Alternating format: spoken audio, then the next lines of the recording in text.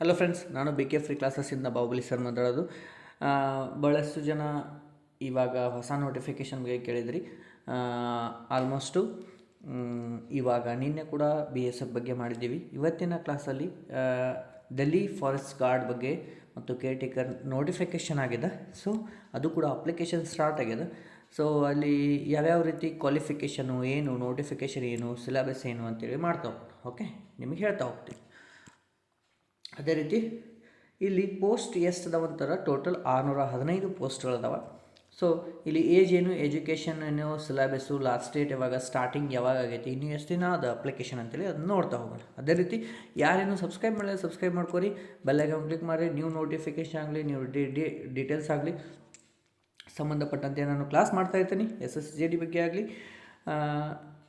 All ನಿಮ್ಮ syllabus ಯಾವ ಥರದ ಅದೇ ರೀತಿ ಕ್ಲಾಸನ್ನು ಮಾಡ್ತಾಯಿರ್ತೀನಿ. ನಿಮಗೆ ನೋಟಿಫಿಕೇಷನ್ ನಾನು ಅಪ್ಲೋಡ್ ಮಾಡಿದ್ದೀನಿ, ನೋಟಿಫಿಕೇಷನ್ ಬರಬೇಕಾದ್ರೆ ಬೆಲ್ಲೈಕನ್ ಕ್ಲಿಕ್ ಮಾಡಿ, ಸಬ್ಸ್ಕ್ರೈಬ್ ಮಾಡಿ, ಅದೇ ರೀತಿ ವಿಡಿಯೋನ ಶೇರ್ ಮಾಡಿರಿ. ಲೇಟ್ ಮಾಡೋದು ಬೇಡ, ಸ್ಟಾರ್ಟ್ ಮಾಡ್ತಾ ಹೋಗೋಣ. Okay, done. ಫಸ್ಟ್ ನೋಡಿರಿ, ಇವಾಗ ಅಪ್ಲಿಕೇಶನ್ ಸ್ಟಾರ್ಟ್ ಆಗಿದೆ ಅಂತ ಹೇಳಿದೆ. ಯಾವಾಗಿಂದ ನೋಡಿರಿ, 18 ಆಗಸ್ಟ್ 2025 ಸ್ಟಾರ್ಟ್ ಆಗೈತಿ. ಇನ್ನು ಸೆಪ್ಟೆಂಬರ್ 16ರವರೆಗೂ ಇದು ಇನ್ನೂ ಟೈಮ್ ಅದ, ನೀವು ಅಪ್ಲಿಕೇಶನನ್ನು ಹಾಕಬಹುದು. ಓಕೆ, ಆಮೇಲೆ ಇಲ್ಲಿ ಏಜ್ ಬಂತಂದ್ರೆ ಎಷ್ಟೈತಪ್ಪ ಅಂತ ಕೇಳಿದ್ರಂದ್ರೆ 18ರಿಂದ 37ರವರೆಗೆ ನಿಮಗೆ ಏಜ್ ಅದ. Okay, done. ಓಕೆ, ಆಮೇಲೆ ಇನ್ನು ಕ್ವಾಲಿಫಿಕೇಷನ್ ಏನೇನು ಆಗಿರಬಹುದು, ಏನೇನು ಆಗಿರಬೇಕು ಅಂತ ಕೇಳಿದ್ರೆ ಸಪ್ರೇಟಾಗಿ ಪೋಸ್ಟ್ ಅದಾವ. ನೀವು ಅಪ್ಲೈ ಮಾಡುವಾಗ ಇಲ್ಲಿ ಗೊತ್ತಾಗುತ್ತೆ. ಇಲ್ಲಿ BA, BCom, ಬಿ ಎಡ್ ಆದವರು, BSc, BE, ಡಿಪ್ಲೊಮಾ, ITI ಮತ್ತು 12th 10th CA, ಇದೇ ರೀತಿ MA, MSc, MTechದವರು, ಅದೇ ರೀತಿ ಈ PG ಡಿಪ್ಲೊಮಾ, ಇಷ್ಟೆಲ್ಲ ನೀವು ಕ್ವಾಲಿಫಿಕೇಷನ್ ಹೊಂದಿದ್ರು ನೀವು ಹಾಕ್ಬೋದು. ಏಜ್ ಕೂಡ 37ವರೆಗೂ ಅದ. Very important post. ಮತ್ತು ನಮ್ಮ ಸ್ಟೇಟ್ ಒಳಗೆ ಏನಾಗುತ್ತೆ ರೀ, ಫಾರೆಸ್ಟ್ ಗಾರ್ಡ್ ಕರೆದ್ರೆ ಮೆರಿಟ್ ಮೇಲೆ ಆಗುತ್ತೆ. ಹೌದಾ, ನಿಮ್ಮ ಮಾರ್ಕ್ಸ್ ಕಾರ್ಡ್ ಮೇಲೆ ಆಗುತ್ತೆ, ಮಾರ್ಕ್ಸ್ ಮೇಲೆ. ಓಕೆ, ಆದ್ರೆ ಈ ಸೆಂಟ್ರಲ್ ಅಲ್ಲಿ ನಿಮ್ಮದು ಏನಾಗುತ್ತೆ, ಮೆರಿಟ್ ಮೇಲೆಲ್ಲ ಆ್ಯಸ್ ಪರ್ ನಿಮ್ಮದು ಏನಪ್ಪ CBT ಟೆಸ್ಟ್ ಮೇಲೆ ಆಗುತ್ತೆ. CBT ಮೇಲೆ, ಯಾವುದೇ ಪರ್ಸಂಟೇಜ್ ಮೇಲೆ ಇಲ್ಲ, ಯಾವುದೇ ಪರ್ಸಂಟೇಜ್ ಮೇಲೆ ಇಲ್ಲ. Very important. ಅದಕ್ಕೋಸ್ಕರ ನೀವು ಟ್ಯಾಲೆಂಟೆಡ್ ಆಗಿರ್ತೀರಿ, ಆದರೆ ಪರ್ಸಂಟೇಜ್ ಕಮ್ಮಿ ಇರುತ್ತೆ ಸರ್, ಸ್ಟೇಟ್ ಒಳಗೆ ಆಗಂಗಿಲ್ಲ, ಹೆಂಗೆ ಮಾಡೋದ್ರಿ? ಈಗ ಸೆಂಟ್ರಲಲ್ಲಿ ಡೆಲ್ಲಿ ಯಾವುದು ಕರ್ದಾರಲ್ಲ, ಅದು ಈ ರೀತಿ ಅದ. ಓಕೆ, ಯಾವುದೇ ಮೆರಿಟ್ ಇಲ್ಲ, ನೀವು ಎಕ್ಸಾಮನ್ನು ಬರೆದು ಹೋಗ್ಬೋದು. ನೆಕ್ಸ್ಟು ಎಲ್ಲೆಲ್ಲಿ ಎಷ್ಟು ಪೋಸ್ಟ್ ಅದಾವ, ಯಾವ್ಯಾವ ಕ್ಯಾಟಗರಿ ಮೇಲೆ ಅದಾವ, ಆಮೇಲೆ ಕ್ಯಾಟಗರಿ ಅಲ್ಲ, ಯಾವ್ಯಾವ ಡಿಪಾರ್ಟ್ಮೆಂಟಲ್ಲಿ ಎಷ್ಟು ಅದಾವ ಅಂತೇಳಿ ಇಲ್ಲಿ ಡೀಟೇಲ್ಸ್ ಕೊಟ್ಟಾರ. ನೀವು ಕೂಡ ನೋಡ್ಕೋಬೋದು, ಸ್ಕ್ರೀನ್ಶಾಟ್ ತಗೋಬೋದು. Okay, done. ಅದೇ ರೀತಿ ಇದು ಸೆಲೆಕ್ಷನ್ ಪ್ರೊಸೆಸ್ ಯಾವ ರೀತಿ ಅದಂತಂದ್ರೆ, based on the post typically included multiple stages. ಅಂದ್ರೆ ಅಲ್ಲಿ ಒಂದು ಟೆಸ್ಟ್ ಟೈಪು ಮಲ್ಟಿಪಲ್ ಸ್ಟೇಜಸ್ ಅದಾವೆ.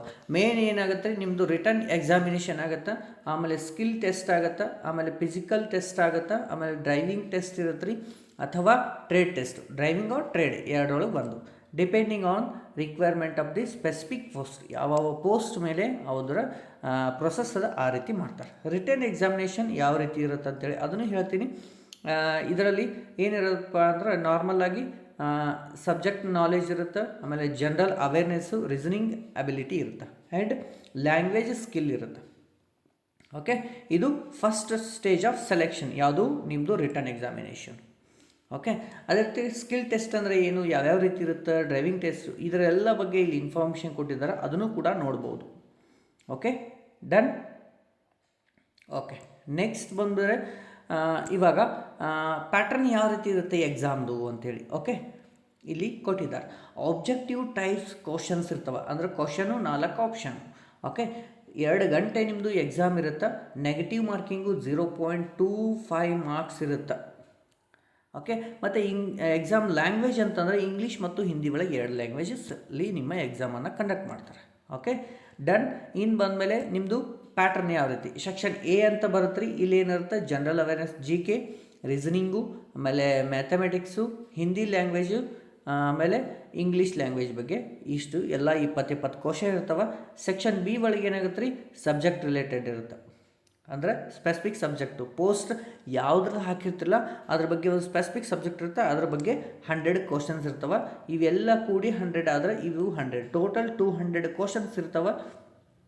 ಗೊತ್ತಾಯ್ತಾ? 200 ಕ್ವಶನ್ಸ್ ಬಗ್ಗೆ ನಿಮಗೆ ಇದು ಟೋಟಲ್ ಆಗಿ ಹೆಂಗಿರುತ್ತೆ ಅಂತೇಳಿ ಆಯಿತು. Okay, done. ಆಮೇಲೆ ಸಿಲೆಬಸ್ ನೋಡ್ರಿ, general awareness, general aptitude, subject specific knowledge ಇರುತ್ತೆ. ಆಮೇಲೆ ಬೇಸ್ಡ್ ಆನ್ ಪೋಸ್ಟ್, ಯಾವ ಪೋಸ್ಟ್ ಮೇಲೆ ಇರುತ್ತೆ ಅದ್ರ ಮೇಲೆ. ಆಮೇಲೆ general selection covers general awareness, reasoning, maths, English and Hindi ಇದ್ರ ಬಗ್ಗೆ ನಿಮ್ಮದು ಇರುತ್ತೆ. ಓಕೆ ಸರ್, ಸ್ಯಾಲ್ರಿ ಬಂದುಬಿಟ್ಟು ನಿಮ್ಮ ಸ್ವಂತ ಪೇ ಆ್ಯಸ್ ಪರ್ ಸ್ವಂತ ಪೇ ಕಮಿಷನ್ ಯಾವ ರೀತಿ ಐತಲ್ಲ ಅದ್ರ ಬಗ್ಗೆ ನಿಮ್ಮದು DA, HRA, TA ಇವೆಲ್ಲ ಇನ್ಕ್ಲೂಡ್ ಆಗಿ ನಿಮ್ಮದು ಪೇಮೆಂಟ್ ಸ್ಕೇಲ್ ಇರುತ್ತೆ. ಓಕೆ, ಇಷ್ಟಾಯಿತು. ಸೊ ಯಾರ್ಯಾರು ಅಪ್ಲಿಕೇಬಲ್ ಆಗ್ತಿರಲ್ಲ ಅವರು ನೀವು ಅಪ್ಲೈ ಮಾಡ್ಬೋದು, ಯಾಕಂದರೆ ಏಜ್ ಕೂಡ 18ರಿಂದ 37 ಸೊ ನೀವು ಅಪ್ಲೈ ಮಾಡ್ಬೋದು.